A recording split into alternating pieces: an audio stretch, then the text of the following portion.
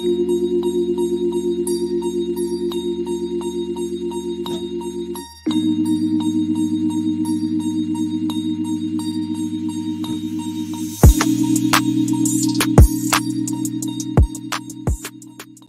Help Myself podcast, brought to you by Q Images, run by Timothy Quisenberry. It's a world-class, veteran-owned and operated Las Vegas-based photography company. Whether you need on-site, in-studio, or on-location photography, be prepared to receive top-notch, innovative, and high-level professionalism from Q Images. While other photographers take photos, Q Images captures memories and creates experiences. Go to qimages.smugmug.com or Instagram at QUE_images. Also, the book Powered by Purpose, written by none other than your host, John M. Singletary Sr. Get your copy today at thehelpmyselfpodcast.com. Welcome to the Help Myself podcast. I am your host, John M. Singletary Sr. I got my junior back there. Y'all might hear him making noise and having fun, but y'all know how we do. That's my co-pilot. That's who I do it for.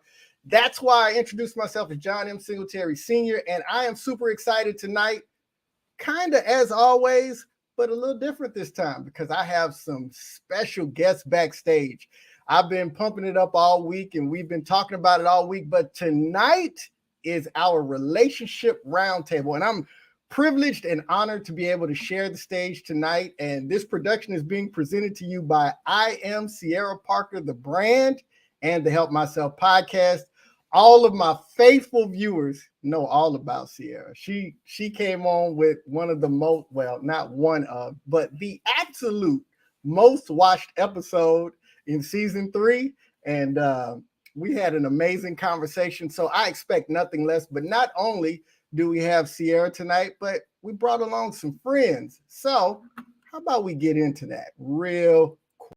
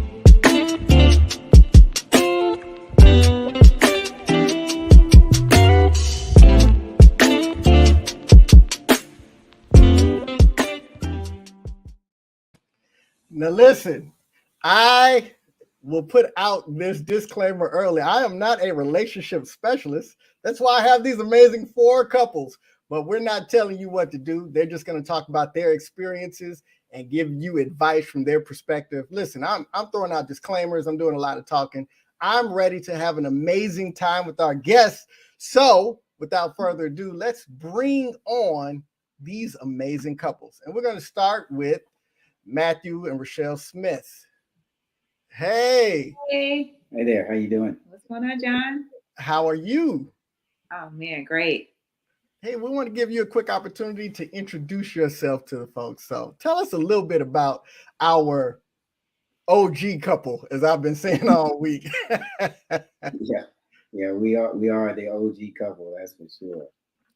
We hail from California.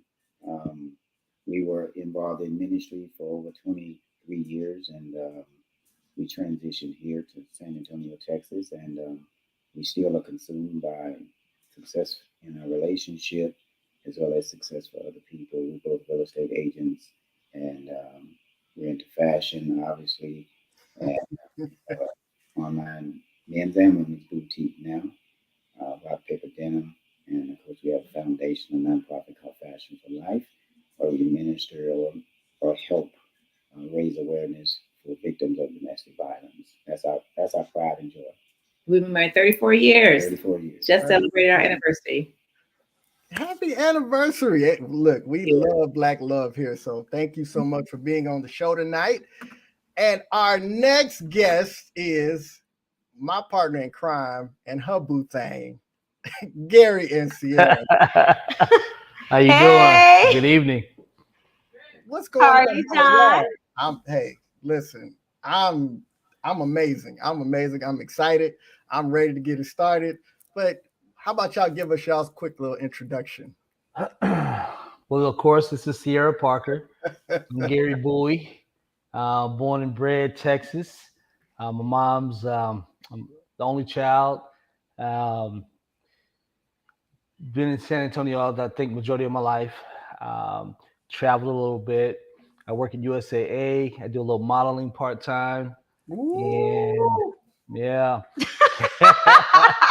Cash is great, 68 on Instagram. Oh, the plug. I like that. Check me out. But yeah, Sierra's boo thing. Hey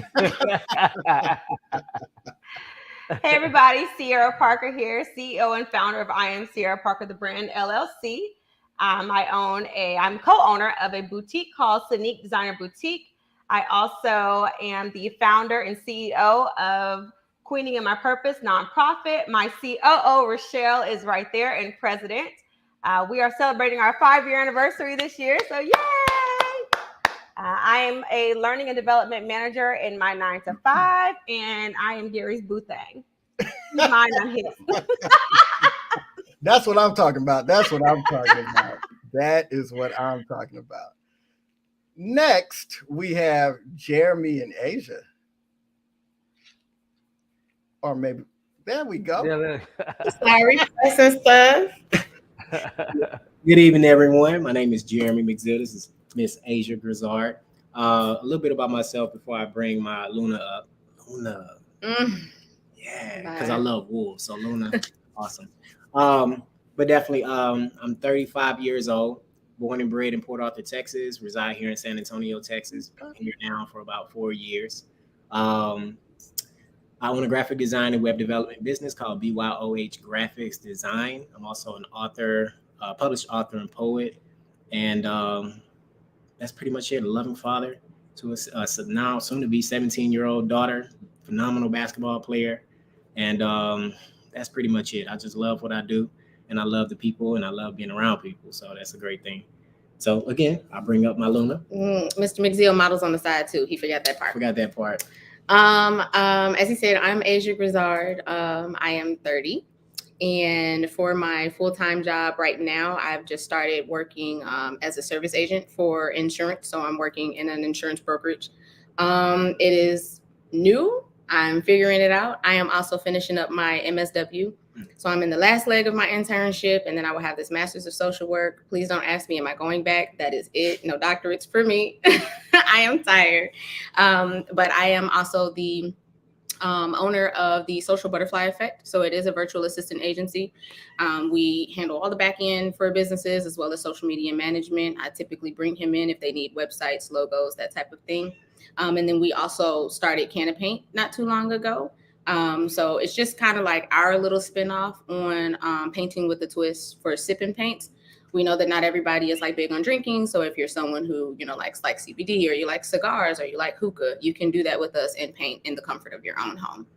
I am from Chicago. I have been here for about 4 years as well. And that's really just a little bit about me.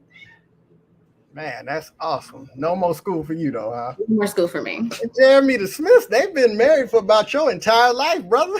Right. That's crazy. I was just talking about that with her before we got on the camera there, but that's beautiful. That's beautiful. Absolutely. Yes, definitely.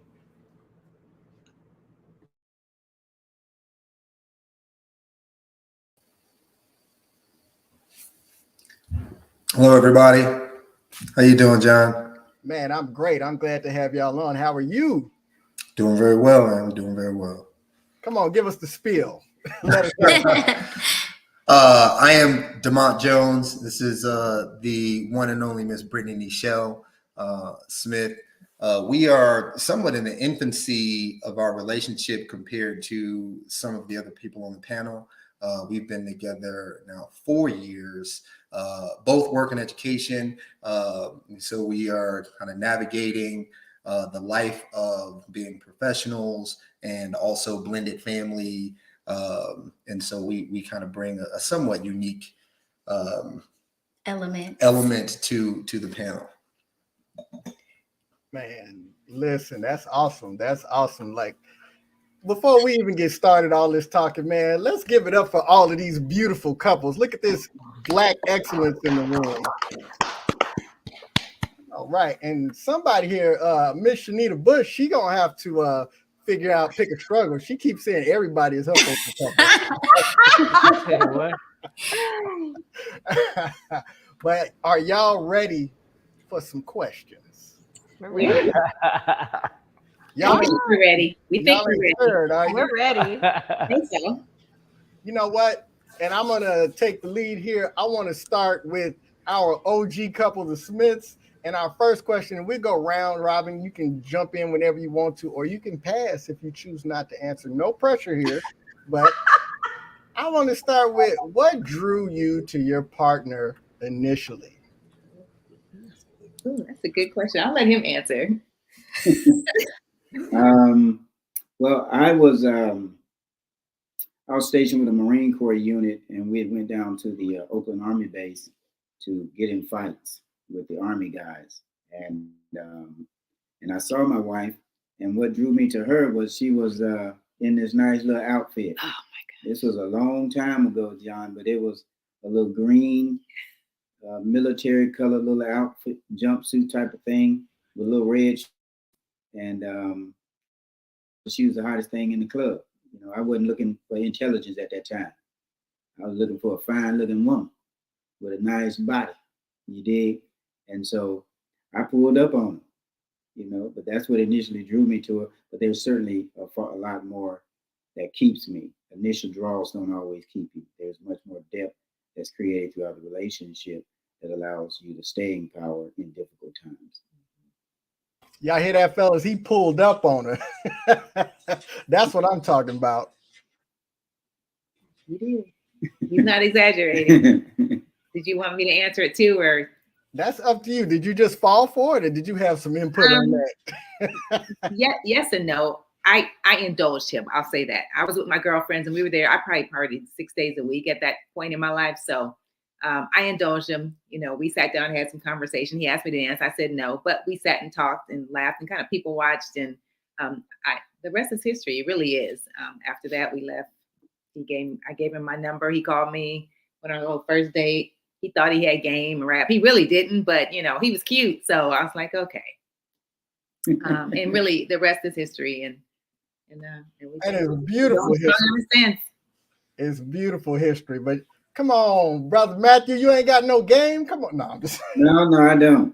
I don't. I ain't got no game at all. You don't need it no more. You got the prize, so you don't need game no more. That's no right. more game. No more game.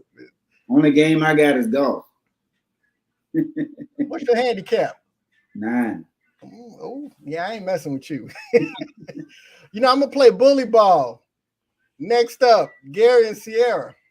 Talk to us. Yeah. So I think we initially first met doing the launch for Matthew's rock paper denim line that was coming out, and I thought she was cute. You know, I think we had a little break between the launch, and I ran outside. I was like, did she get dropped off, or who she came with? Because I hadn't seen her before, and I was, you know, I had known Matthew and Rochelle for a minute, and so I think we ran into each other again at your birthday. Yep. Yeah. So you wanna explain that? You wanna talk about that? I'm laughing. Everybody on here like, yeah, you don't talk about that. Told me this story, so I know the story. So Matthew is the happy median. Obviously, when I first saw Gary, I thought he was super cute. At the time, some time passed, and he came. Matthew invited him to my birthday, and I had no idea that he was coming. And so when he walked in, I'm like, oh my God, Rochelle, he's here. Like, why is he here? Who invited him, right? But I was super excited to see him. But he had no idea that I was kind of eyeing him a little bit. And I didn't see him again until Matthew and Rochelle's fashion show. And to be honest, don't be shaking your head. You gonna tell him about what you did? Yes. About so, reaching out? Yeah. Okay, go ahead. So I had sent him a DM and said, "Hey, thank you for coming out to my birthday." And y'all gotta hear like this 3 part. weeks. Y'all gotta hear this I fell part. off in his DM, you know. I'm just learning. I was learning Instagram, so I wasn't really checking my messages like I was supposed to. So no, Yeah. he didn't know So what it was like DMs 3 were. weeks He unread. didn't know what DMs were. Yeah, he didn't know what a DM was. And so I saw him again at Matthew and Rochelle's fashion show. And so after the show was over, I went to the back where the models were to find him. And I said, "I'm sorry, sir, you're in trouble with me." And I said it in front of all his friends. And he was like, "What did I do?" And I said, "I sent you a message about 3 weeks ago True and thanked story. you for coming out to my birthday, and you're yet to respond." He was like, "I have not seen a message." And Hollywood was like, So this is a friend of ours that was standing there when all this went down. So he hits me in the back of the head like, "Man, what are you doing? You messing up." So I immediately go to my phone and like, "Hollywood, where do I get to these DMs?"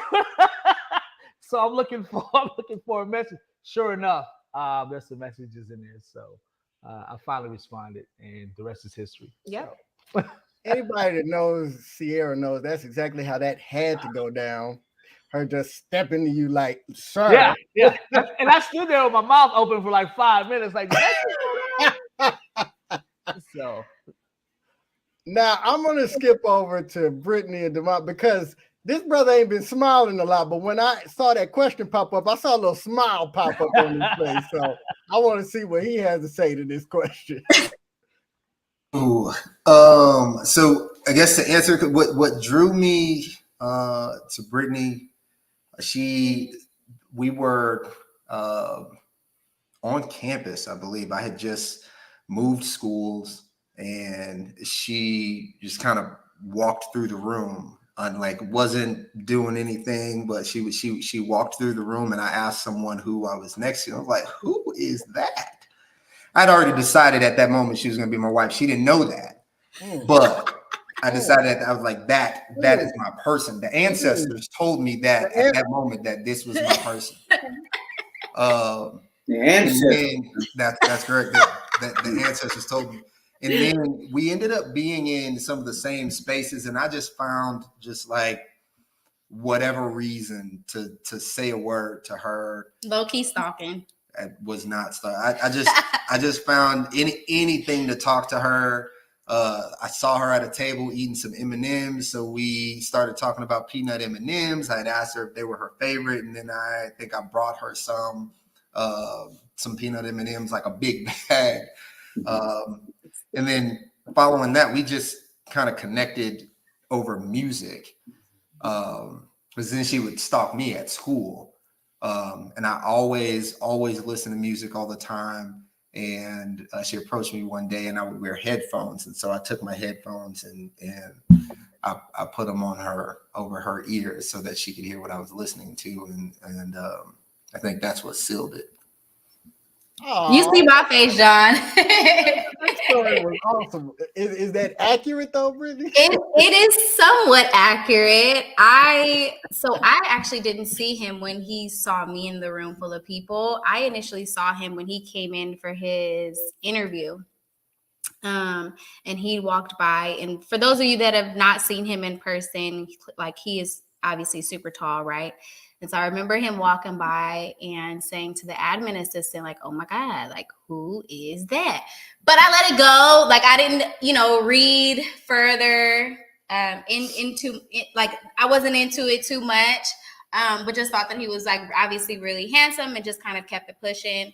Up until I started realize that they had actually hired him, and I started seeing him more frequently. And then our story just kind of became more of what's the name of that song that's like I can't wait to get to school each day. Da, da, da, da, da, da, da. Yeah. So our entire story literally became all of that. So I would see him all the time. He would bring me breakfast. I would bring him breakfast. I would talk mess about the dinner that he would make the night before. And so it is literally just kind of blossomed since then.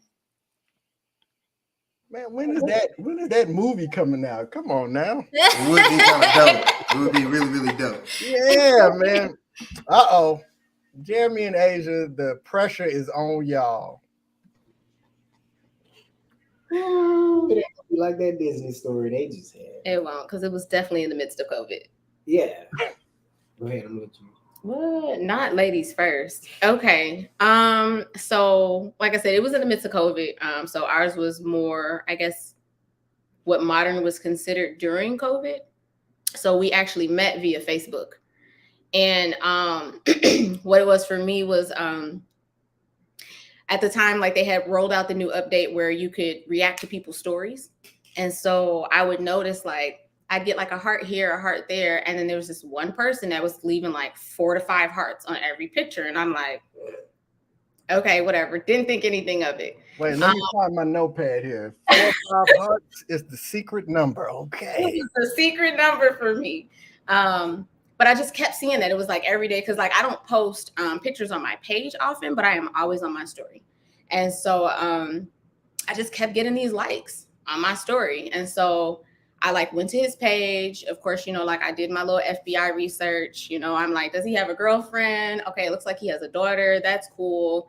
You know, all of those different things. And I'm like he looks really good, right? And so I'm like, okay, if he likes another one of my stories, I have to reach out to him, because at the time I could not remember his name when I went to try to search him. And so I want to say like a couple of days after I had told myself that he liked my pictures, and I was like, dang, like I actually have to say something to him because I said that I was going to do it. So I had to gather up my little courage, and I just kind of reached out to him. And what really what it was that I guess you can say initially drew me was because he was just really trying to make his presence known. And so I'm like, okay, got it. I'm picking up what you're putting down. But when we actually sat and talked, it is very hard to build a connection with someone through text. And it was the fact that I had been, you know, like trying the whole dating thing. But he was really the only person who actually was able to like hold a real conversation with me. And then when we met in person, it was just like, it wasn't uncomfortable, you know, like it felt natural. I felt like I had known him before. I like to consider myself a sapiosexual. So it was really his mindset for me that was like, okay, I can get with this. So you know what I love the fact that while you're telling the story, Jeremy's sitting back like, yeah, that's what it was. Yeah.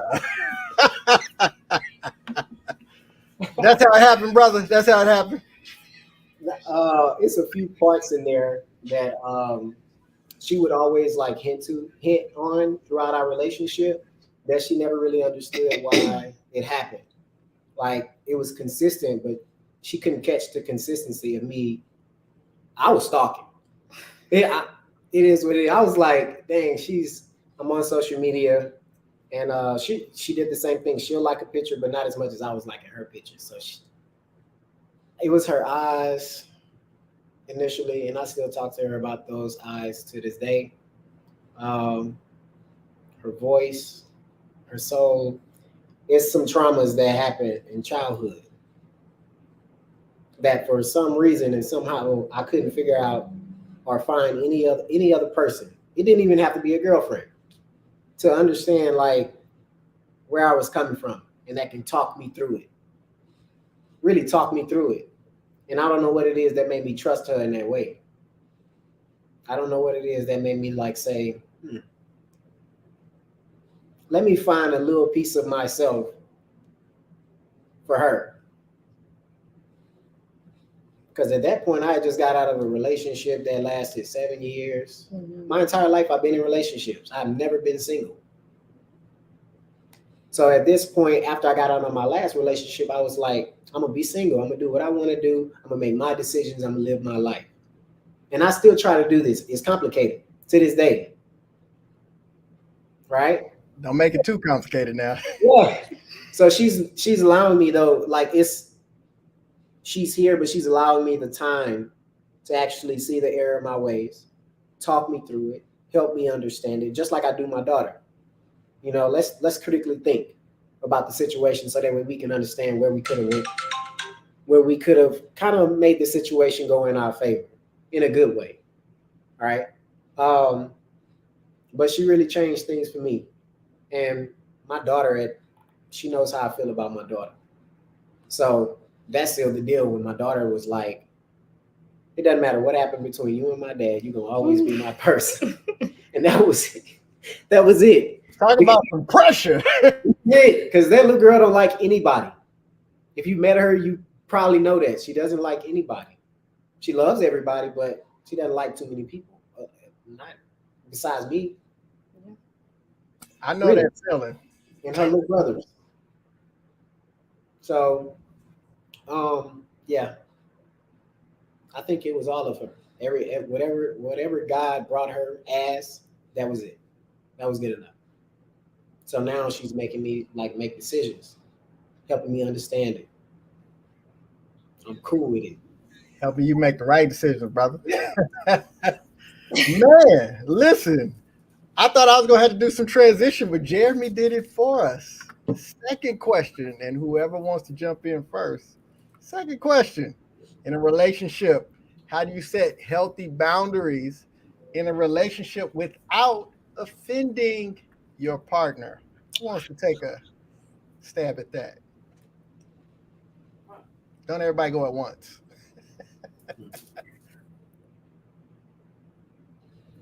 Oh, y'all left it up to me. I'll pick. We'll go. We'll go. There you go. I think. Wait, Gary, you saying something over there? Oh, is he muted? No, I think he's muted. Okay, well, go ahead and jump to Gary. Okay. So I think this is actually a pretty difficult thing, and I think this evolves over time, especially as your boundaries change and become different, and you navigate like highs, lows, different trust issues, different things like that. But I think this is different, and I don't have a clear answer. But what I can say is that it takes you have to number one, be clear. So you got to communicate clearly about the boundary that you need, whether it's for your relationship, whether it's for yourself. An example for me, very early in our relationship, a boundary for me was phones. I had and it wasn't about our relationship. It was just for me. Like it was for me. So for me, like I had do not disturb on at 7 o'clock. I didn't pay attention to my phone. I'm just like tapping into myself. But Brittany is a phone person. This girl, she on her phone like all the time. And so it was a huge issue in the beginning of our relationship because for me, I needed the space away from my phone. And for her, she needed to be able to connect with me via phone, talk, whatever. And I'm like, no, like you are impeding on my, I guess we can call it personal space, but it was really like about my mental health. And then over time, you know, give and take a little bit. But we still have conversations today about boundaries around phones as our relationship has gotten different and stronger, and you know, we've kind of navigated time a little bit. Yeah, I think like as you evolve, you know, boundaries, they change often, right? And so it really is a thing that that changes as the relationship kind of continues. And so there may be one thing that you never thought would become a boundary for you that eventually becomes a boundary. And it's like, yeah, I actually don't like this thing. Or yes, this thing actually makes me feel this way. And obviously, really, it's really and truly just about coming together collectively to figure out like, what is a solution? What boundary are we going to put in place that doesn't force me to compromise myself, or for me to become someone else, right? So it definitely is something that just kind of, I feel like, and I don't know, the OGs can correct me, but I feel like it is something that just won't go away. You're going to constantly be setting boundaries or resetting boundaries, as your relationship continues to grow. Yeah, I jump in on and kind of sentiment that comment. Oh, am I unmuted? Are we unmuted? No. Oh, okay. About communication, definitely, number one. I think we said that when we first started, getting serious about our relationship, that we wanted to make sure communication was, first and foremost and important, transparency. Um, but basically, I think teaching people how to treat you, and that's kind of something that my mom always tell me, you got to teach people how to treat you. So as we're growing in our relationship, I think these are the things we're finding out. So we're kind of new to it. So we're learning as we go. I don't know if Sierra wants to kind of piggyback. I agree with Gary. But as far as setting healthy boundaries, when I first met Gary very much likes his own time to do what he wants. Matter of fact, his exact words was, I just like to wake up and do what I want to do. I was like, okay. So he's very outdoorsy, like rides his bike and goes hiking. And so I like that he likes to have his own time, because me having my own businesses, I need my time. And so we definitely have learned to respect each other's boundaries. I'm like Brittany. I'm like, my phone's like right here all the time. Gary's not that way. Gary will put his phone down, be in the house doing something, out the door in the yard, and it'll be like 3 hours later. Oh, I saw you call. I'm like, 3 hours ago, And so, again, as you're learning one another, I've just learned that he's not attached to his phone. It's not to his hip. And so I just learned to respect that boundary and don't take it personal. Just because I'm attached to my phone, he's not that way. And so it definitely has been a healthy, growing situation in that way. So I really appreciate the fact that I don't want to change him in that way, because that's who he is. And so I just want to learn to respect that space and respect that time. And so, yeah. And, to the point, the mental health, it makes me a better person for her. If I get that time, if I could just, I'm not out doing something I'm not supposed to, but I'm just kind of doing what I want to do. If it's seeing family, again, on my bicycle, at the gym, and then I'll definitely touch base, but I'll keep that time for my sanity, just kind of degressing and unplugging from the world. Again, I don't keep my phone all the time with me. When I'm in the gym, I'm totally focused, or if I'm out riding, I listen to music. So I just take that slice of life and time out for me. And I think it makes me a better person. And you got a supporter on the screen with you. No, I agree, man. That's wisdom. So I guess when it comes to setting healthy boundaries, I will say that is one of my favorite things to do. So what I actually had to learn about setting healthy boundaries was taking a look at myself first and asking myself, am I setting this boundary because it's a boundary that needs to be set? Or am I setting this boundary because it's a trauma response? So let me sit with myself and think about it. So one of the boundaries that I've always set is, let me think about it for a minute, right? Because I know that I'm somebody who, growing up, I was a bullied kid. So after a while, you get to a point where you lash out immediately, right? Like, let me get to you before you get to me. So when it comes to the people that I love, I'm like, you know what? Like, let's take a minute. And that's one of my biggest things. Let's take a minute, right? Give me, whether it's a day or whatever, like, let's take that minute. But also I still am very communicative. Like, I want to talk about it, right? I want to talk about it.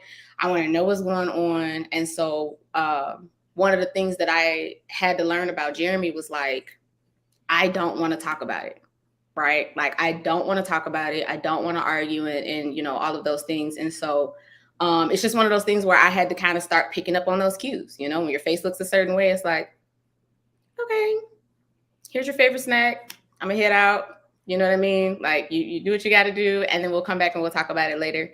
But it's also just really thinking about like without offending your person. That takes, like Demond said, that takes time, right? That takes time and that takes growth, because I had to study him, right? I had to study him, and I had to realize like these are the things that make him tick. These are the things that trigger him. And so anytime it comes to, I want to talk to you about something or I need something, the first thing I have to let him know is like, before we get into any of this, know that this is not an argument. This is not, I'm not angry. I'm not anything. I felt some type of way about something, and I really do want to talk to you about it, because I want you to be in my head when you get the opportunity to be in my head, right? So it's just learning those things, really having to learn him, but also having to realize like you have to do things with care. It's not about, always what you say, it's how you say it. So just giving that reassurance, like, hey, whatever it is that you tell me in this moment, even if I don't like it, I promise I'm not going to beat you up about it.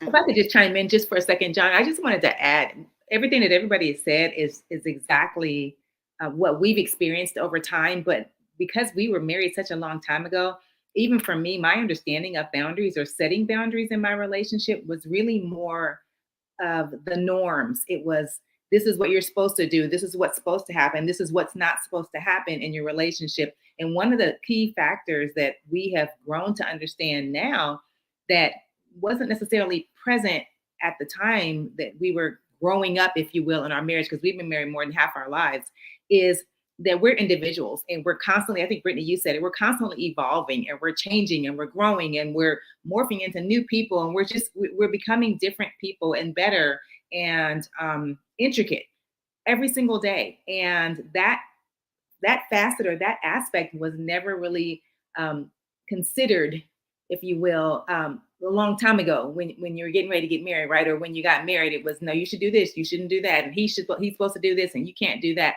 And so you bring those thought processes into your relationship. My husband's supposed to do this, or I'm expected to do that, and vice versa. And so when it doesn't happen, then you think that a boundary is being crossed, not understanding at the time, we didn't understand that it was important for us to talk about those things that, like I think Asia, you said, those things that perhaps rubbed us the wrong way, or those things that we didn't quite understand or made us feel a little weird. But we didn't talk about those things because you didn't necessarily talk about them because they were norms. They were things that were supposed to be. It was supposed to be this way. So I said all that to say that we're still growing. We're still learning how to set healthy boundaries because we didn't know to do that then. So for us, it's unlearning some behaviors so that we can then learn positive and better behaviors.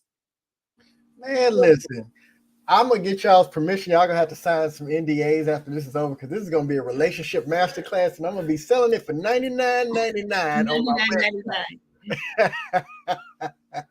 Man, this is some good stuff. My son's back in the background saying, yeah, he agreeing with y'all, but let's have some fun with it. Let's have some fun. Next question. How do you manage to keep things spicy and not fall into a dull and predictable routine?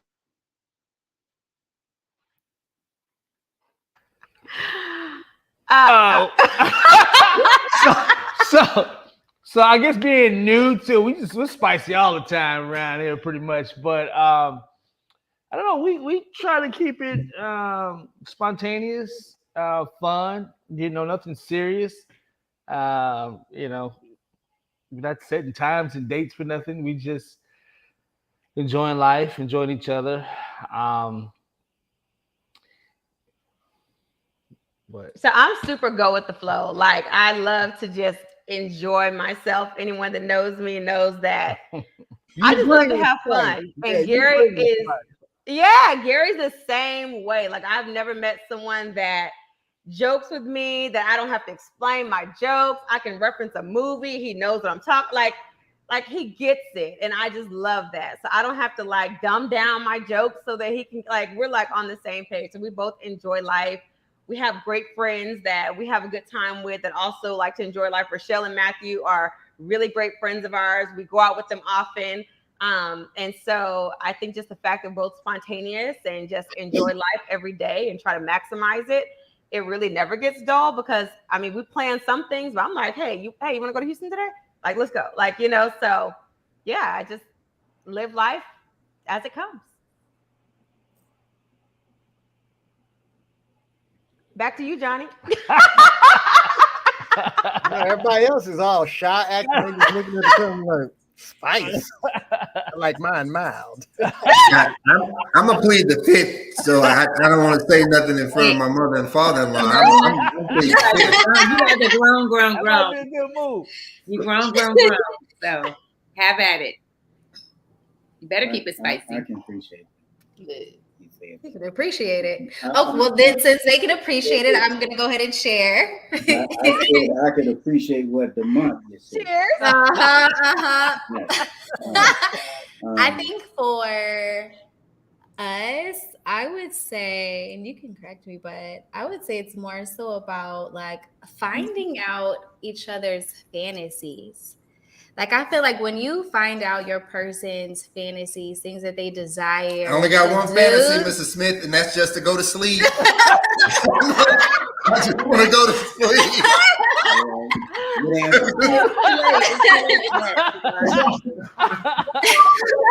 Oh my God. I feel like it keeps things spicy. That's a good answer, man.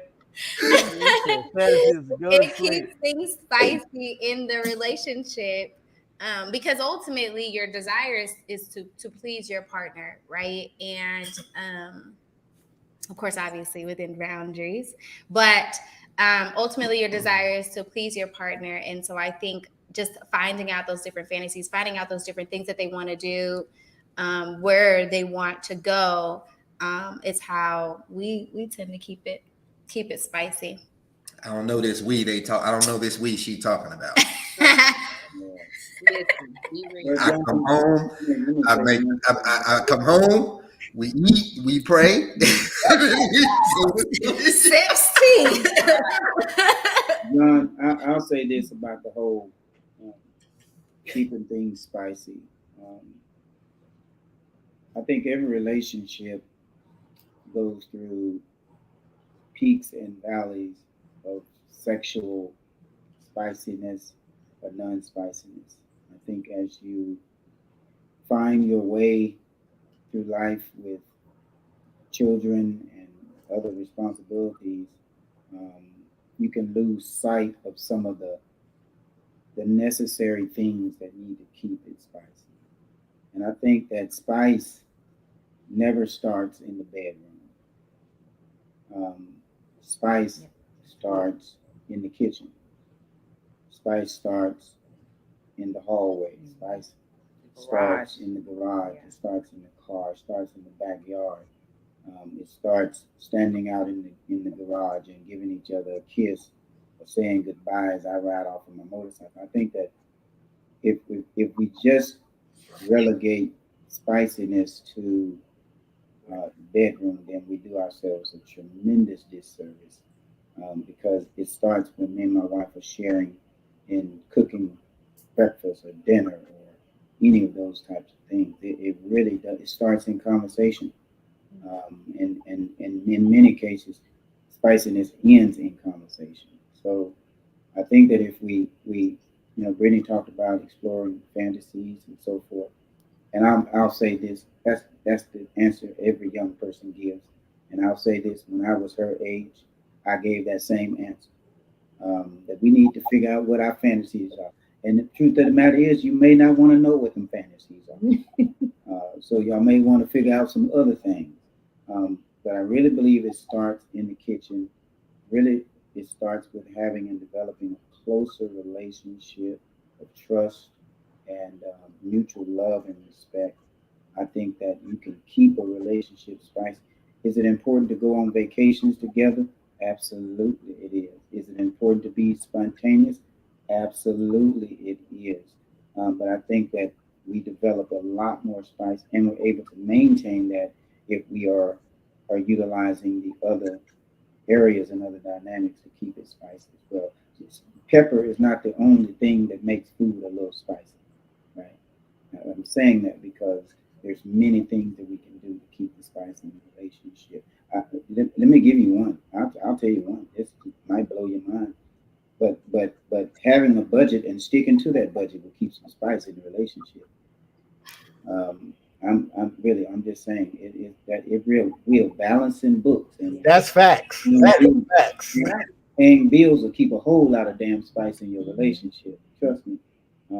So those basic things like that, fulfilling responsibility. You know, my wife handles a lot of things around the house that I don't necessarily handle, and I handle a lot of things around the house that she doesn't necessarily handle. And there are times when I don't even know what she's doing, and there are times when I don't even know what she's doing, but we're covering each other, and that in itself can keep spice in the relationship.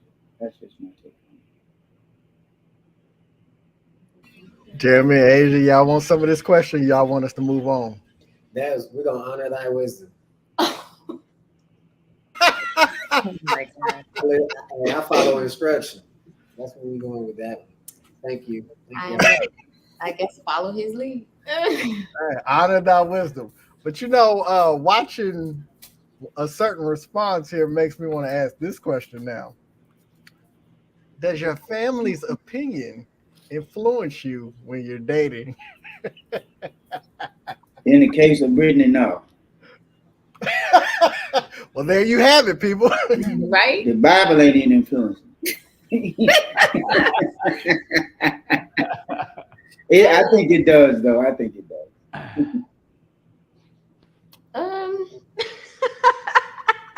I'm gonna say yes and no. So part of the reason why I connected with the Smiths the way that I did was because I was married to military before. So I was married for like 8 years and then divorced and decided to stay here.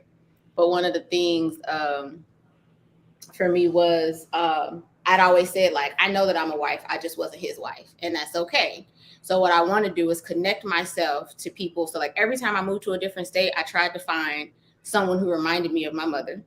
I tried to find people who mimicked the relationship that my parents had, because they've also been married about like 37 to 40 years or something like that. So product of a successful marriage and all of those things. So of course, like, especially my dad, the way that my dad feels about somebody, I have cut off a lot of people because my dad is like, that ain't it. And part of that is because my dad, like, unlike his daughter, my dad likes everybody, right? So if my dad says, I don't like this person, I'm like, something about your spirit, you got to head out. No questions asked. But there are often times where, like now, Jeremy and I went like an unconventional route because, of course, you know, like I met him when he was getting out of a relationship and he met me when I was getting out of my marriage. So we did things a little different. And again, I'm a daddy's girl. So there were things that my dad and my mom were like, I'm not really comfortable with this. You know, I don't really like it and all of this stuff. And I'm like, I don't want to defy y'all, but like, I do. Like, I like this person. I want to explore, you know, whatever with this person. So like, yes, there are still some things that, you know, my parents may or, you know, may not say that will kind of influence some of the conversations that we have. But for the most part, this time in my life, like this time around, I went to one of Sierra's conferences and it was this time around.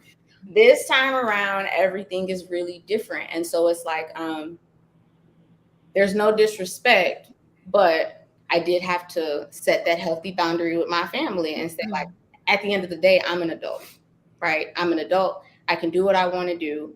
I'm going to do what I want to do without disrespecting you. We got to find some way to meet in the middle. And so that's what we've all been doing. I just don't want to make people fool. You want to say something? Yes. Am I muted? No, you're No. good. Okay.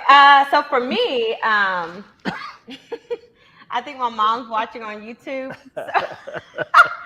My mom has always, she's always given me my opinion, her opinion when asked, but she's also always given me the room to make my own decisions. And she has supported my decisions as much as she can. I can say that I'm a rebel child, so I've always made my own decisions, and you know the lessons that came with them came with them.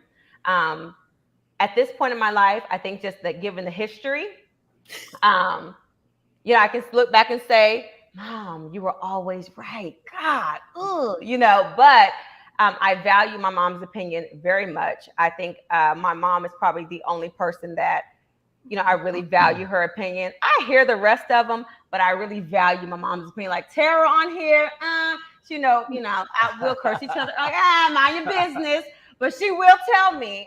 But nonetheless, my mom likes Gary very much. She loves the way that he respects me, respects Parker, and she has shared her sentiments. And so that obviously makes me feel very, very good, just because she's never actually just said that about anybody that I've ever dated.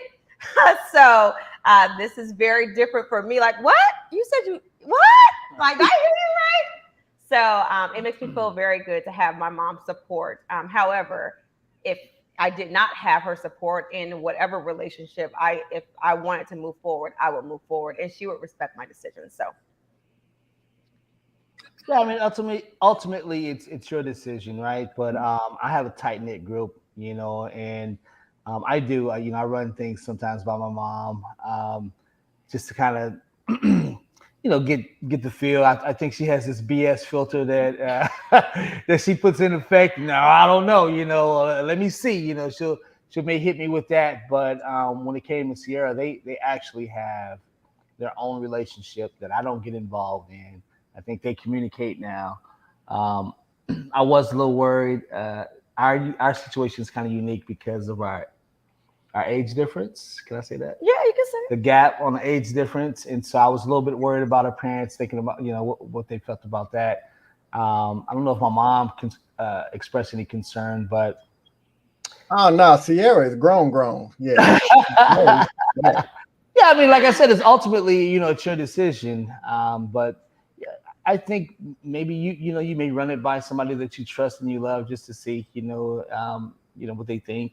I don't know if it's an influence, but maybe just kind of give you something to think about. But when it comes down to it's still my decision on what I want to do. And then my best friend, her opinion matters to me as well. So I think probably as much as my mom's opinion matters, Rochelle's opinion matter, Nicole, those are like my girls. And so, and they'll let me know, but ultimately, even still, they respect my decision. So. So. John, you kind of put us in a tough spot. Of because course. obviously That's my what I do. parents are on the call. So, I'll let you answer that first. I already know what your answer is, but I've always been taught you respect your elders, and so for me, regardless of whether or not I might agree with what my mom or someone else might say, I think their opinions are extremely influential, and they matter. I think in regards to my relationship with Brittany, I referenced or I mentioned like ancestors earlier, and I think one of the things that there's a particular spirit that I think evolves around our relationship and our families that I've never experienced in any of my other relationships, and so that makes the whole family dynamic so much easier in our dating life. yeah, I think for me, like Asia, it's a yes and no, right? I think Your dad just said no. yes, I think just like Sierra, they will offer their opinion, but they do allow you to kind of make your mistakes, right? You live and you learn. There are some instances where I wish they would have spoke up a little bit louder. But I know that, us having both been previously married before, they obviously had their opinion about that. And so there are times where I feel like, man, like if I had just listened to them in that moment, I would not have had experience having to be married to the wrong person. But I also know now that experiencing that has prepared me to be in a relationship with Demont. So it kind of has its moments, but ultimately, I definitely do believe that families' opinion do influence you when you're dating, and naturally, when you meet the other person's family, you want to win them over, right? Because you know that their family is so near and dear to their heart. You want to make sure that those bonds are tight. Because if it's not, it can create some division, right? Like in your relationship. And so for us, thankfully, if you were to see me around his family, you probably would have thought that I've been around his family for probably my entire life because of how we act and interact with each other. And same thing with Demont. So I definitely believe that it's important, and that is definitely influential for sure. Man, listen, we are rounding around the home stretch, but this is such a beautiful collection of couples, of people. So if John. y'all are all right with it, I have two more questions, and I picked these two because again, y'all stories are so beautiful. So I want to roll with these questions. Second to last question: what would you say brings your partner joy?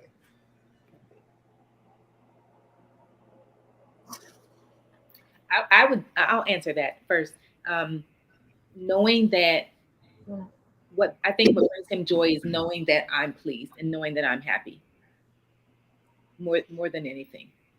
That's what he strives to do, and he gives us everything and it's all ultimately to make me happy in our relationship. So that, Yeah, I would follow up with that with Sierra. Her heart is so big, and she's such a giving person. I think she gets a joy out of seeing me, you know, um, respond to what she does. And I think the time that we spend together, sometimes we'll spend time and just talk, not even have the TV on. So I know communication and getting to know each other through just having dialogue is something that she looks forward to. But I think just seeing other folks happy in her presence is something that brings Sierra joy. So. Yes, he's right on point with that. As far as Gary, what I feel ultimately brings him joy is feeling appreciated and valued.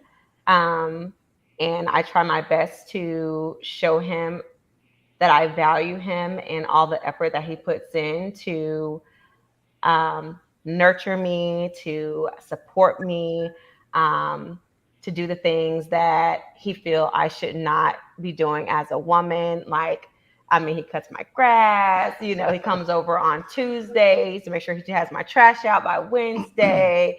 He wants to wash both the trucks, but I love washing my own truck. So I'm like, I want to wash my own truck. But All right, brother-in-law, get it, yeah, brother.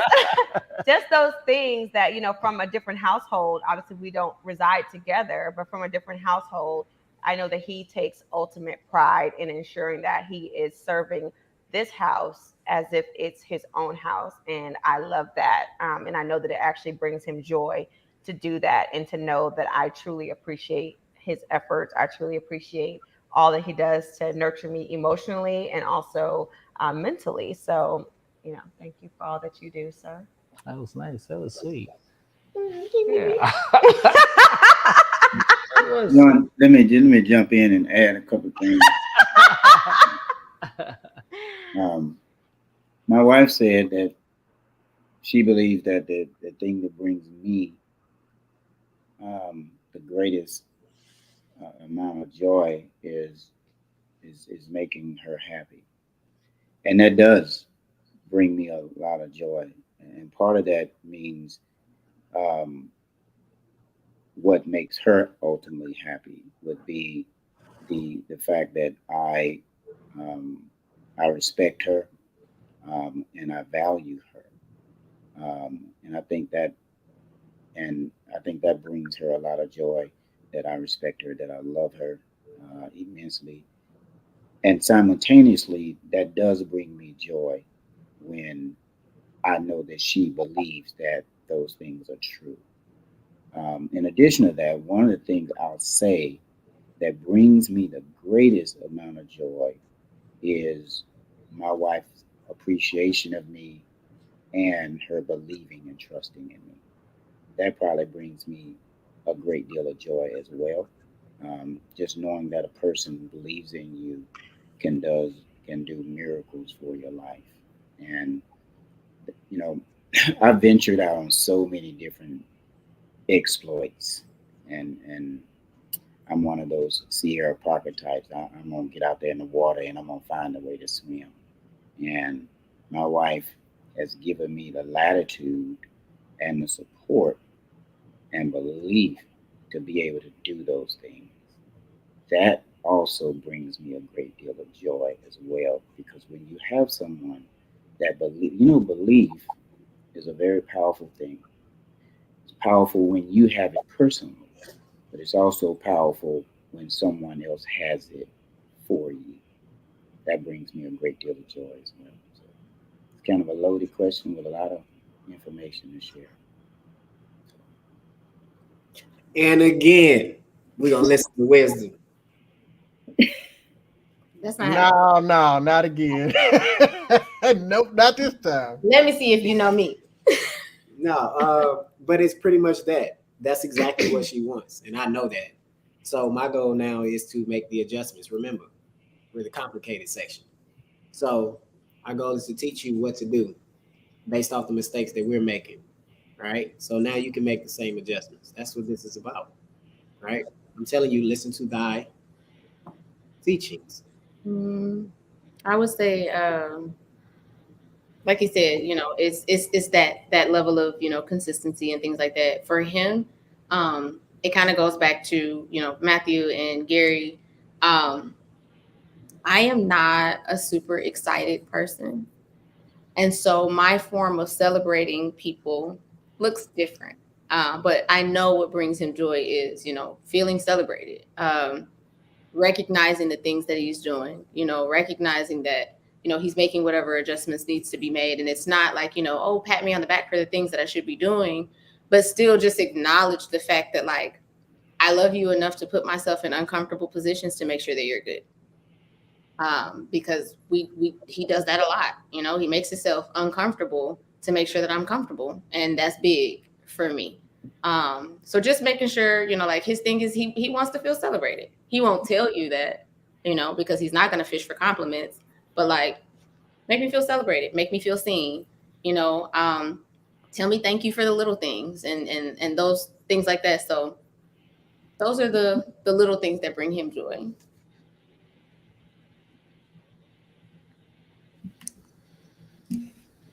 You want to go first or me? I'll go. I think for Demont, it is just like Sierra shared earlier, feeling valued, appreciated. And then the thing that I would put at the top of the list is heard. I think him feeling heard is what ultimately also brings him joy. Because obviously, yes, there are peaks and valleys in relationships. And I think to be able to feel heard in the midst of a valley is amazing, right? It can really help and kind of take you through. So I know that that's definitely something that brings him joy. Few of the things. Yeah. For Brittany, she is things that bring her joy. She has such a big heart, so doing things for other people and knowing that they are pleased brings her joy. Family brings her joy. Quality time brings her joy. Being present is also just a couple of things that I recognize bring her joy as well. Y'all trying to access the secret tear ducts, but I'm not gonna let y'all get to them. Y'all trying. But we're gonna go with the last question. Um, you know, my brother Jeremy, I just want to say this real quickly to you as we add this question. You keep saying, "Hey, we're the complicated this, that, and the other." That's right, LJ. But you keep saying that. But brother, I want to let you know that we appreciate all the couples here, but we appreciate you being here, black man, and we love you, and we honor you as a father, as a creator, as a amazing part of this community, man. We love you, black man. Thank you for being here. Thank you for being transparent, vulnerable. I know it's tough because I'm sitting here on the easy chair. I'm just listening while y'all do this, but we want you to know that you're just as much of a valued person on this board or panel as everybody else. So, man, I just wanted to say that. And final question: what makes you choose love daily, even when you don't feel like loving each other? I can start that one off. Um,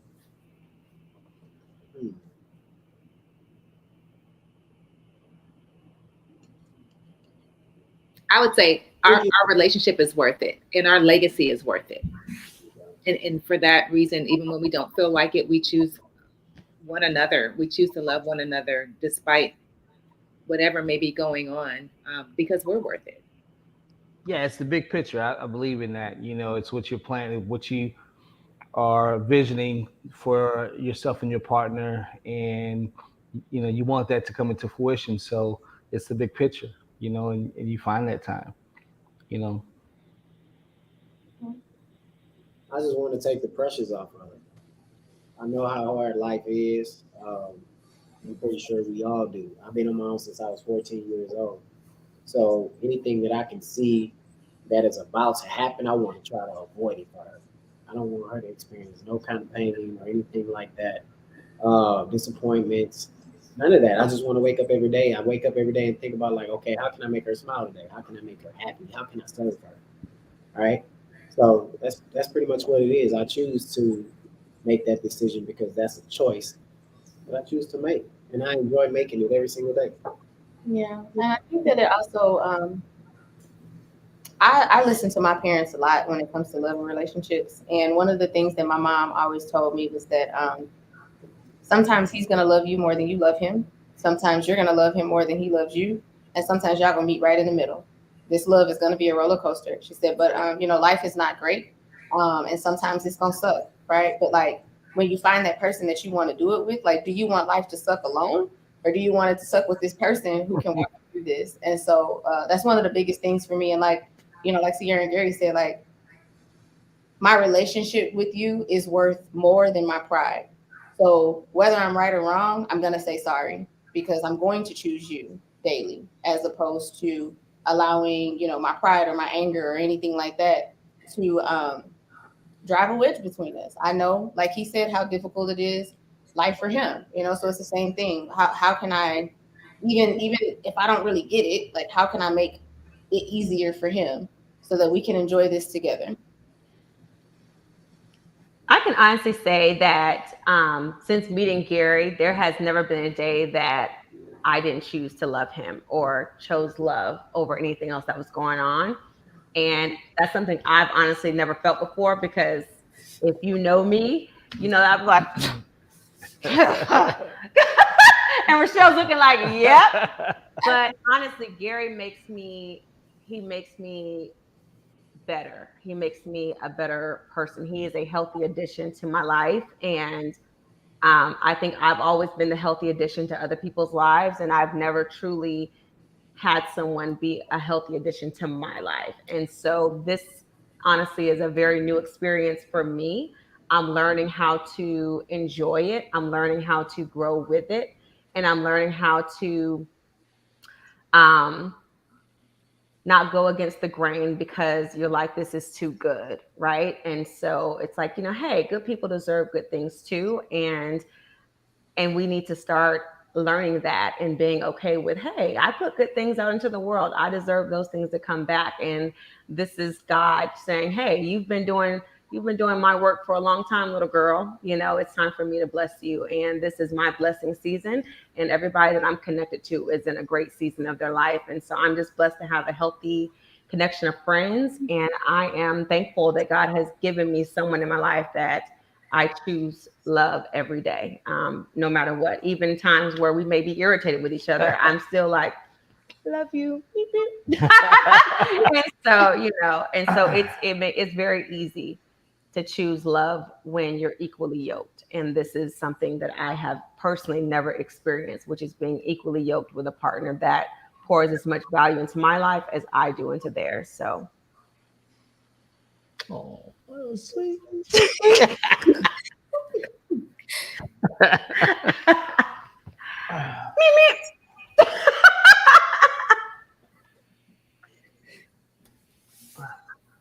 John, I'll say that we've been married so long.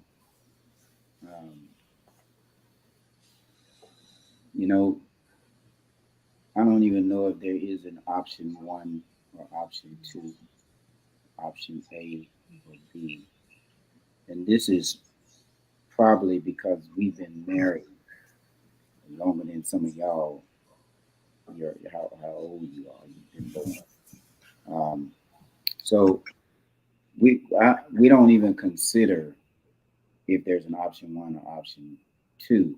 It's we have no option other than to love. So it's not something that Rochelle or I need to do to make that choice. And this is part of the evolution of our relationship after 34 years. That part, that phase, if you will, where we are going to wake up and I got to choose to love this person again. I don't like her today, but I got to try to love her. You know, we don't have that option necessarily after all these years. Our option for that, and the reason I say that, John, is because 34 years ago, when we decided to get married, one of the choices that we made was that divorce was never an option. So there is no choice to love or not love, to divorce or stay married. It just is. You know, it's kind of the way it is. It's not an option for us. And so to love like we love, you know, isn't if Rochelle and I were to get a divorce, it wouldn't be because there was a loss of love. That wouldn't be the case. It'd be because of other stuff. It wouldn't be because of love or none of that. But we don't have option one or option two because we've never given ourselves the option one and two. It's just one option, and that's just the love. So that's taken years of development, and years of struggle, and years of frustration and disappointment, good times and bad times, highs and lows, failures and successes. We experience all of that stuff, the good, the bad, and the ugly, that have brought us to this place where there's no option one or option two. It's just love.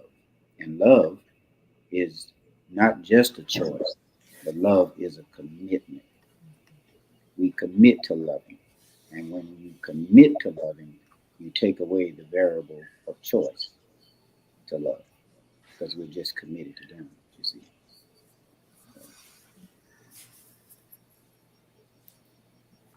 Y'all just gonna sit there?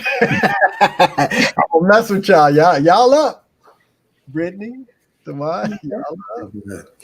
I think for me, what makes me choose up daily, even when I don't feel like, one, I've never had the feeling of I don't feel like loving him. Just like Matthew said, it is not an option for me. But in addition to that, mine is my better half.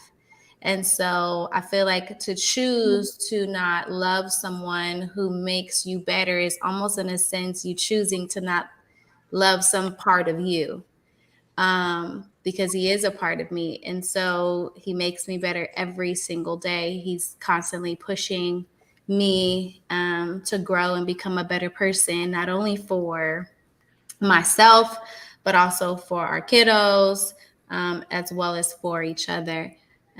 So it definitely is not an option for me. I'm gonna come from a different angle because everybody being nice. Yeah. So I'm gonna come from a little like there are definitely days where we have like woken up and we chose violence. We did. We have chosen violence. Sometimes that violence has lasted for days. Sometimes weeks it feels like that violence has lasted.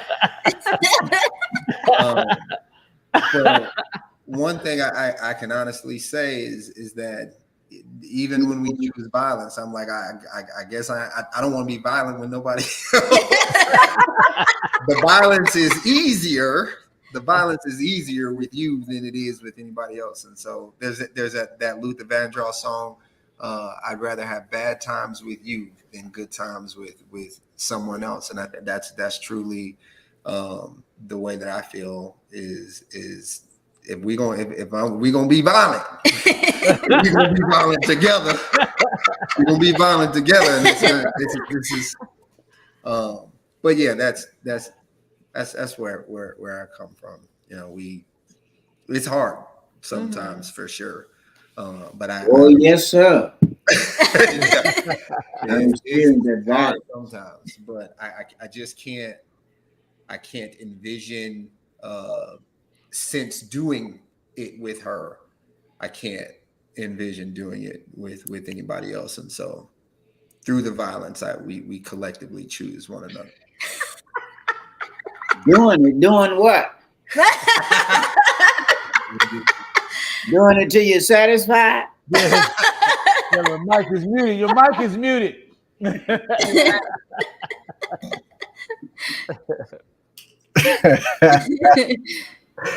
Oh man, that was great. Even you chose a different direction, but that still was inspiring. Yeah.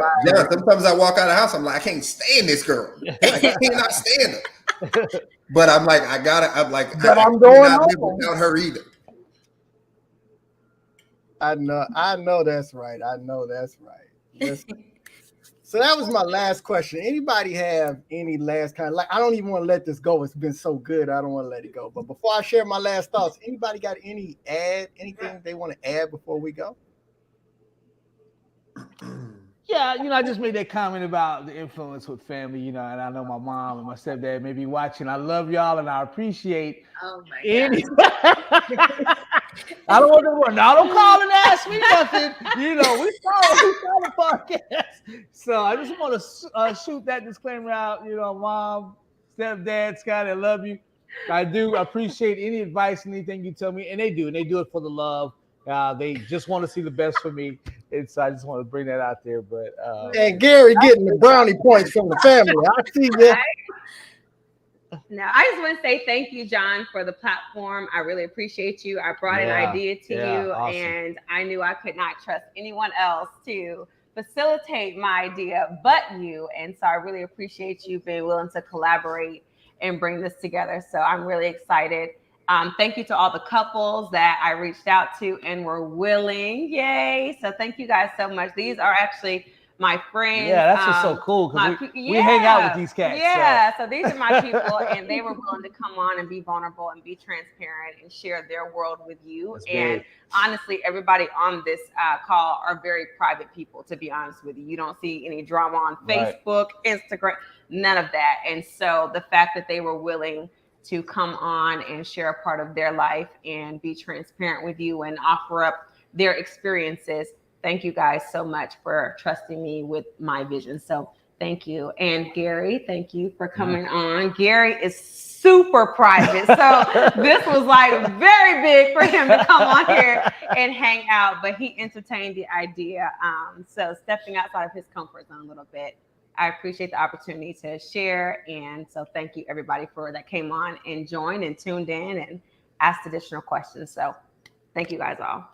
Yes, and Sierra, thank you for thinking about us. Yes, I have definitely tried to weasel my way into everybody's family. So really successful. I love to hear. But also John, and he's probably gonna have a conversation with me about it later. But in all honesty, thank you for recognizing that sometimes it is difficult for people to make decisions and to figure out what they want to do and to navigate this life or whatever. And really work things out with someone. So like, I just want to thank you for even recognizing the fact that like, he's trying, you know what I mean? He's trying, he's out here doing his thing. He's taking amazing care of his daughter and just really working through life with what he has. And I think that sometimes when people look at the way that we move with each other, that it's not always welcome. And so just, I appreciate you for even, you know, taking the time to acknowledge that for him.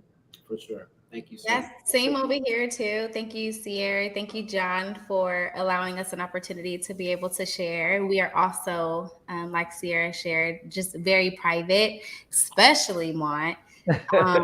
And so it definitely took a lot to kind of come out of our comfort zones and just share a little bit. And, you know, I hope all of the folks that are watching, please do not compare your relationships, if you are in one, to any of us at all whatsoever. We are all going through life, experiencing different things. We have some wisdom, right? But ultimately, we are just trying to go through it just like you are. And so what we don't want to do is, for all the individuals that are watching, is for you to fall into the comparison trap and eventually mess up your relationship. So we hope that as we jump off today, that you will have the opportunity to kind of hear some tidbits, but also ultimately really dig deep and really have some intimate conversations with your partner about, you know, how to continue to grow your relationship. So thank you guys again.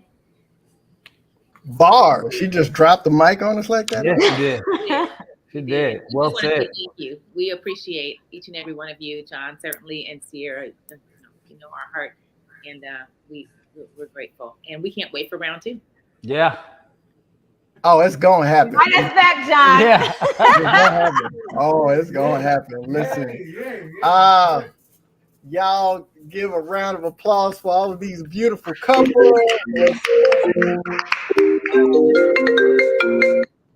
Oh, okay. I was gonna get my jam on somebody. To close out, I really want to thank all of you for being here. Jeremy, we love you, brother. We love you. No, but stay strong, black man. Man, you are worth it. I promise you. Everything on the other side is worth it, brother. And we thank the Smiths for being the OGs and really breaking it down. 34 years, and they said they're still growing. That's what I'm talking about. You know what I'm saying? And I appreciate all of you. And selfishly, I'm thankful that you took time to come out. Me and my co-pilot, my son. Tomorrow we will be honoring the 5th year anniversary of the passing of his mom, the love of my life, the only woman I ever proposed to, was married to. And I really appreciate y'all taking some time out, because let me tell you something. You know, I always get prepared to struggle through tomorrow, but I'm filled with so much love, hope, and joy after this encounter. So I appreciate y'all. Y'all have done far more for me and my son than you know. So thank you so much for coming out. Awesome. And listen, I'm going to close it like I close every episode. I can't help myself. I've got to inspire. I've got to encourage. I've got to empower, but I can't help myself by being the absolute best version of myself. And guess what? All of you can too. So why not? We do it together. Thank y'all all for coming, and good night.